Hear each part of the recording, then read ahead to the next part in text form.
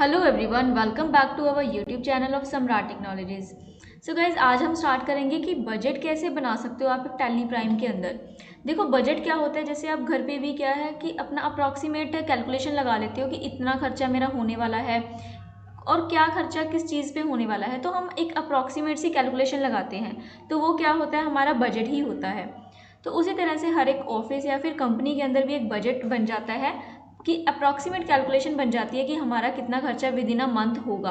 ये आप मंथली भी क्रिएट कर सकते हो, ईयरली भी कर सकते हो, क्वार्टरली और हाफ ईयरली भी कर सकते हो।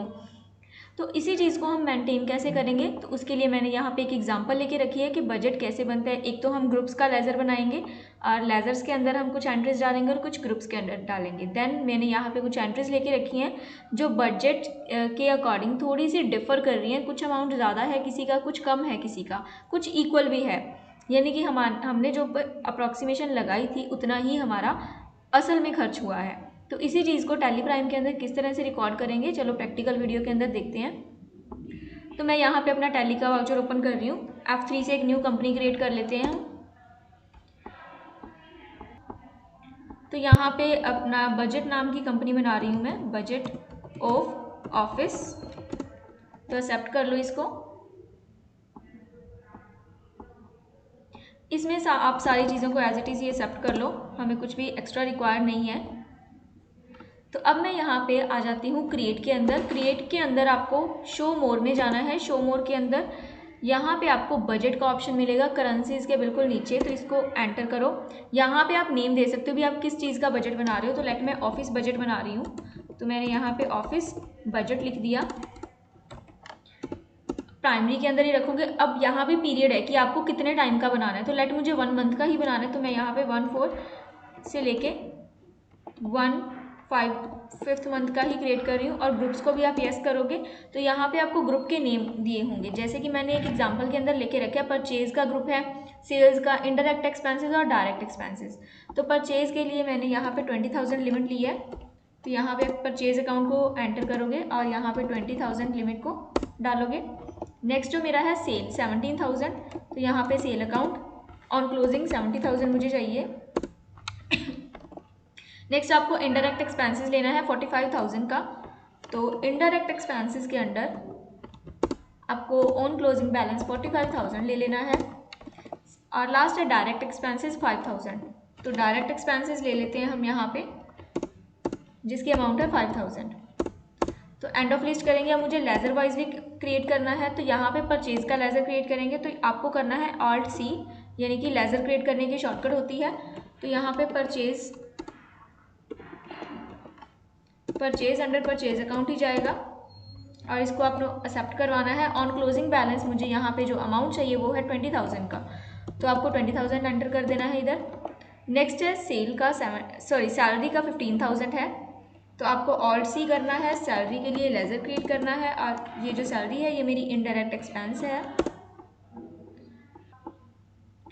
और इसको आपको एक्सेप्ट करवा लेना है। और ऑन क्लोजिंग बैलेंस सैलरी मेरी 15,000 है। नेक्स्ट है रेंट का 12,000, जो मेरा रेंट है Alt+C करके क्रिएट करेंगे और ये भी इनडायरेक्ट एक्सपेंसेस के अंडर ही जाएगा और इसकी जो अमाउंट है दैट इज़ 12,000। उसके बाद है सेल, यानी कि सेल्स अकाउंट 13,000, तो यहाँ पे Alt+C करके मुझे दोबारा से यहाँ पे क्रिएट करना है। Sales account under sale account ही आएगा और इसकी जो क्लोजिंग बैलेंस है दैट इज़ 13,000। यानी कि ये मेरा क्या बन गया, एक बजट बन गया कि मेरा अप्रॉक्सीमेट मुझे लगता है कि इतना खर्चा होने वाला है। अब हम जो इन रियल एंट्रीज डालेंगे, इन रियल एंट्रीज के डालने के लिए मुझे वाउचर्स के अंदर जाना है और एक एग्जांपल ले लेते हैं। जैसे मैंने यहाँ पे 4 एंट्रीज लेके रखी हैं। परचेज गुड्स फ्रॉम ₹17,000, तो आपको परचेज वाउचर के अंदर ही डालना है इसको। परचेज वाउचर एज हम वाउचर ही करेंगे इसको। बिल नंबर डाल दो। देन क्रेडिट के अंदर आपको क्रिएट कर लेना है, क्रिएट करने की ज़रूरत ही नहीं है क्योंकि मुझे तो कैश के ऊपर ही परचेज करनी है इस चीज़ को। और अमाउंट हमारा 17,000 रहेगा इसके अंदर।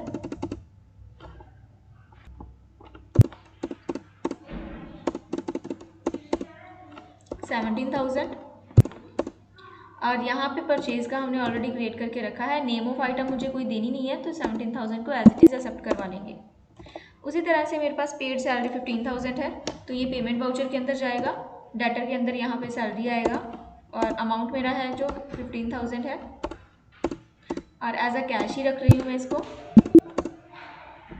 नेक्स्ट जो है मेरे पास, इसके बाद मुझे डालना है पेड रेंट 12,000 के लिए, तो यहाँ पे हम रेंट के लिए डाल देंगे रेंट और इसका अमाउंट जो है 12,000 पेमेंट के अंदर ही जाएगा, सेकंड कैश, और इसको एक्सेप्ट करवा लो। नेक्स्ट मेरे पास है सेल अकाउंट 13,000, तो यहाँ पे मैं F8 करके सेल्स का वाउचर ओपन करूँगी, कंट्रोल H करेंगे एज वाउचर और इसके अंदर मुझे डालना है अब सेल्स का वाउचर, तो डेबिट के अंदर कैश ही जाएगा और जो अमाउंट है वो है मेरे पास 13,000